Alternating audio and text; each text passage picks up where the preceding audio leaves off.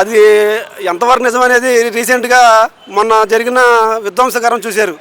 రైతులను పలకరిస్తాకు వచ్చి అమరావతిలో ఎంతమంది వైసీపీ శ్రేణులు మా టీడీపీ నాయకుల్ని ఆడపడుచుల్ని ఎలా రాళ్ళు విసిరి కొట్టారో రాష్ట్రం మొత్తం చూస్తుంది.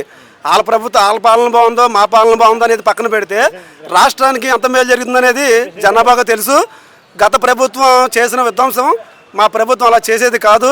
ఎక్కడ అందరూ స్వతంత్రంగా తిరుగుతున్నాం. అదే గత ప్రభుత్వం అయితే ఇలాగా ఇప్పుడున్న ప్రభుత్వం సరిగ్గా పాలన బాగోలేదంటే చాలా ఇబ్బందులు పెట్టేవాళ్ళు కేసులు పెట్టి. కానీ ఇప్పుడు ప్రభుత్వం పాలన బాగుంది అంటే బాగుందండి, బాగోపోతే బాగోలేదని చెప్పుకునేంత ధైర్యం స్వాతంత్రం ఉంది.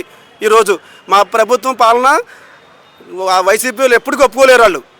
వాళ్ళు అమ్మ పాలు తాగే అమ్మరమ్ముని గుద్దే రకం. వాళ్ళు ఎప్పటికీ ఆ నిజాన్ని ఒప్పుకోలేరు. మా ప్రభుత్వ పాలన బాగుంది. ఇంకా మా అధ్యక్షులు చంద్రబాబు నాయుడు గారు 2047 వరకు అన్నారు. అప్పటి వరకు ఆయనే ఉంటారు సీఎంగా. ఆంధ్ర రాష్ట్రాన్ని మంచి అభివృద్ధి పథంలో నడిపిస్తారని మేము కోరుకుంటున్నాం.